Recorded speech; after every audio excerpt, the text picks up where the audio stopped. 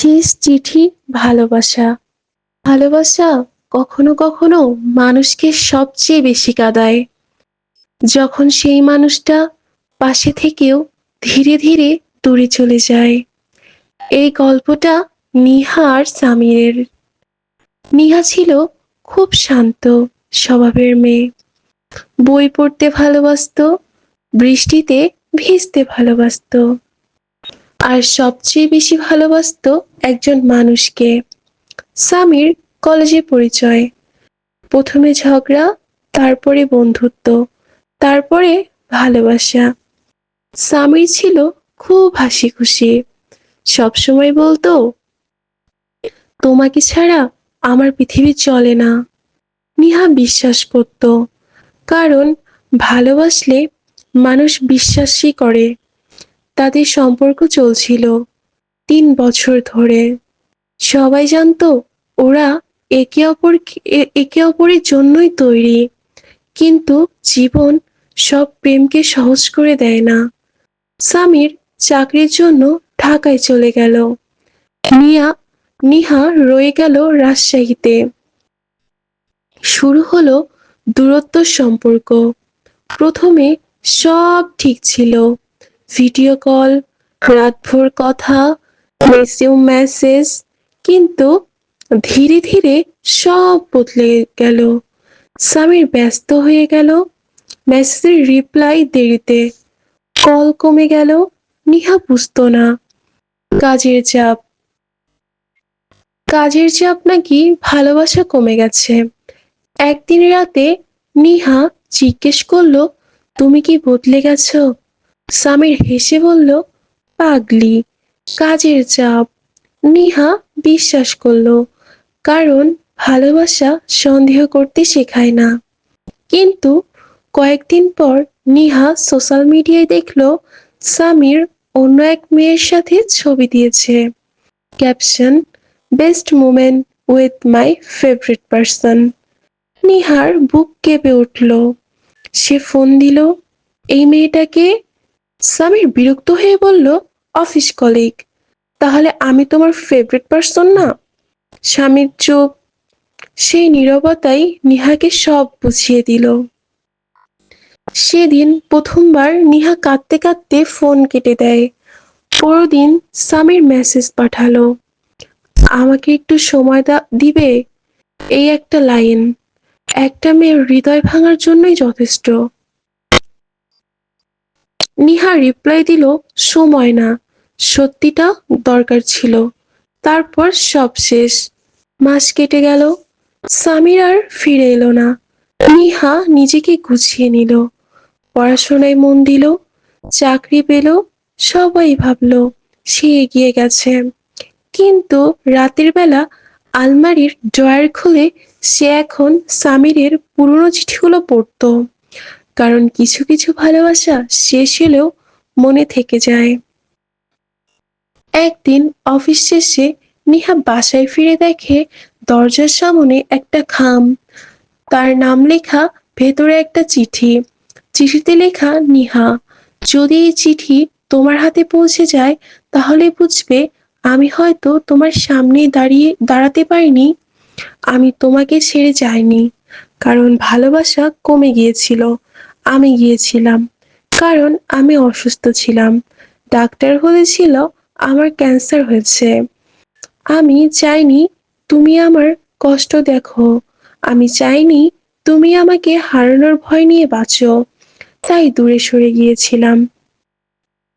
যে মেয়েটাকে তুমি ছবিতে দেখেছিলে সে ছিল আমার ডাক্তার। আমি জানতাম তুমি আমাকে ঘৃণা করবে, কিন্তু ঘৃণা নিয়ে বেঁচে থাকা ভাঙা হৃদয় নিয়ে বাঁচার চেয়েও সহজ। যদি কখনো আমাকে ক্ষমা করতে পারো তাহলে বৃষ্টির দিনে একবার আমার জন্য দোয়া করো, কারণ তুমি ছিলে আমার জীবনের সবচেয়ে সুন্দর অধ্যায়। ইতি তোমার সামির। চিঠি পড়ে নিহা মাটিতে বসে পড়ে, চিৎকার করে কাঁদতে থাকে। কারণ যে মানুষটাকে সে বিশ্বাসঘাতক ভেবেছিল সে শেষ মুহূর্তে পর্যন্ত তাকে ভালোবেসেছিল। সেই দিন বাইরে বৃষ্টি হচ্ছিল। নিহা আকাশের দিকে তাকিয়ে বলল, তুমি মিথ্যে বলেছিলে সামির। তুমি বলেছিলে কখনো ছাড়বে না, তবুও আমি তোমাকে ক্ষমা করলাম, কারণ ভালোবাসার রাগ ধরে রাখতে নেই।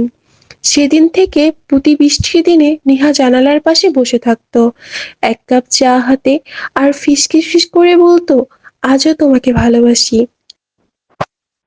শেষ চিঠির ভালোবাসা, পার্ট 2। বৃষ্টির দিনে আবার দেখা।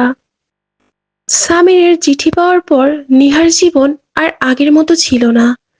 বাইরে থেকে সে স্বাভাবিক ছিল, হাসতো, কথা বলতো, অফিস করত, কিন্তু ভেতরে ভেতরে সে প্রতিদিন একটু একটু করে ভেঙে যাচ্ছিল।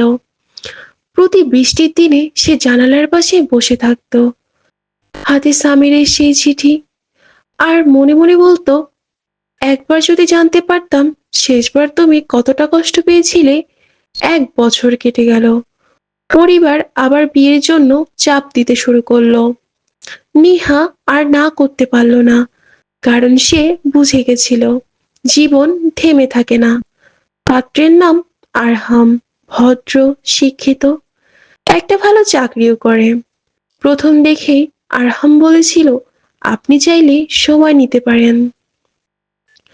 আমি তাড়াহুড়োতে বিশ্বাস করি না। নিহা অবাক হয়েছিল, কারণ আজকাল এভাবে কেউ কথা বলে না। ধীরে ধীরে আরহামের সাথে কথা বাড়তে লাগলো। সে খুব যত্ন নিত।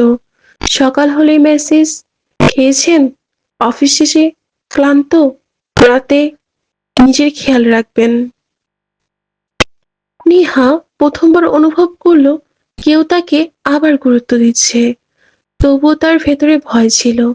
একদিন সে আরহামকে সব বলে দিল, সামিরের কথা, চিঠির কথা, তার ভাঙা হৃদয়ের কথা। সব শুনে আরহাম শুধু হেসে বলল, সে মানুষটা সত্যি ভালোবাসে, সে তোমার অতীতকে সম্মান করবে।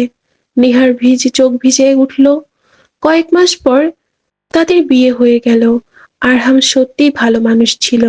সে কখনো নিহাকে জোর করেনি সামিরকে ভুলে যেতে, বরং বলতো, কিছু মানুষকে ভোলা হয়তো সহজ না, শুধু স্মৃতির জায়গায় বদলে যায়। ধীরে ধীরে নিহা নতুন জীবন শুরু করলো, কিন্তু গল্প এখানেই শেষ না। একদিন বৃষ্টির দুপুরে নিহা পুরনো কলেজের সামন দিয়ে যাচ্ছিল। হঠাৎ দেখলো একটা ছোট্ট ছেলে ভিজে দাঁড়িয়ে আছে। সে কাঁদছিল।